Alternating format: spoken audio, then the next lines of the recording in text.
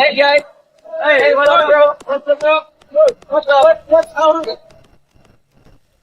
Can you come to my birthday party and coming April 20th, this Sunday? Why not? We can have some alcohol and foods there and so many girls. Yeah. Wow! Are you guys okay? Yes! That's alright, that's good! Let's go. As you can see, it is a example of directive speech act or classification of speech act, which is directive. So as you can see nga invite si Jagrenan sa iyang mga barkada nga padtuon sa iyang birthday party kay mag-celebrate sila dito. What happened to you, bro? I have a problem, bro. What is that?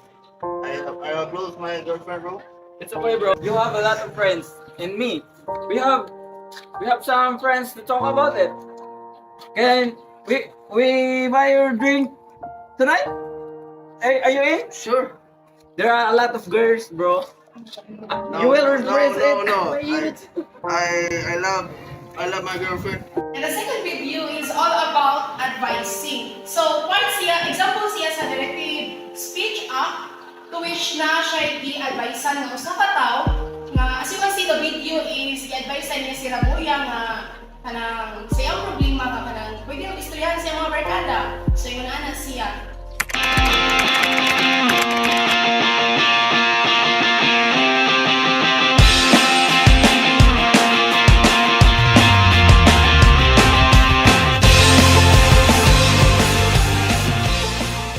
Alright! A pleasant day to each and everyone. Okay, who can give a recap of what we had discussed yesterday? Please stand, present. Yesterday, we have talked about the directive, and the directive is all about a type of illocutionary act in which the speaker tries to make the address perform an action. Okay, can you please give an example of directive speech act?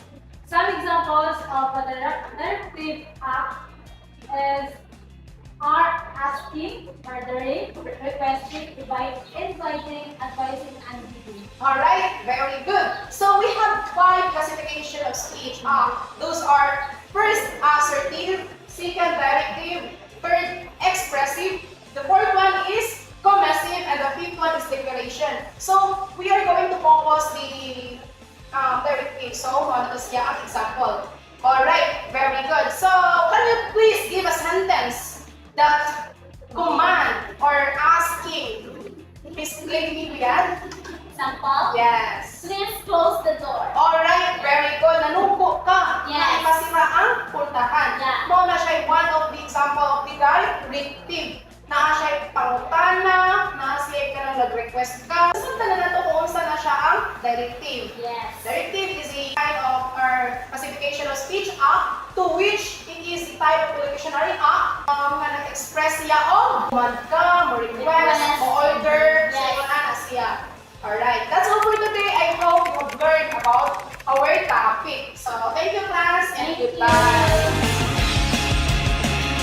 Third video is all about asking. It is an example of directive speech act nga nag-ask siya sa iyang mga student kung sa'y nahitabo sa ilang lesson yesterday. So, the answer is very correctly. So, yung natin siya.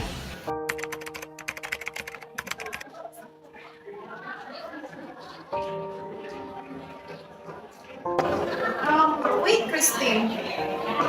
Yesterday, you borrowed me money. So, yesterday is your account. No, I'm sorry, I forgot. So maybe next Monday I will pay my bill. Please. Okay, don't worry about that. You can have it by next day. Don't worry. Thank you.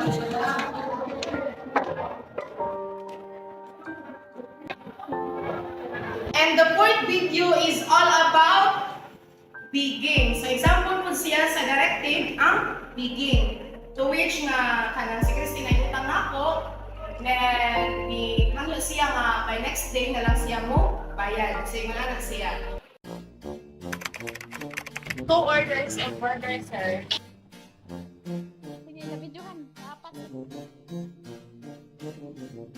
Hi, ma'am. Good morning. What can I do for you?